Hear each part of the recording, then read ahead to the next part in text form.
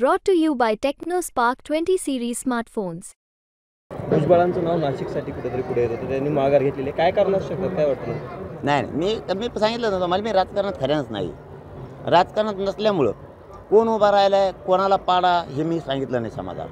मी प्रामाणिक आहे. आता गैरअर्थ काय काढायचे ज्याचा त्याचा प्रश्न आहे. मी कोणालाच पाठिंबा दिलेला नाही, माझ्या समाजानेही दिलेला नाही. आम्ही अपक्ष उमेदवार राज्यात एकही उभा केलेला नाही ना. युतीला पाठिंबा दिला ना महाविकास आघाडीला. आमच्यासाठी माझ्यासाठी तरी किमान सगळे सारखे.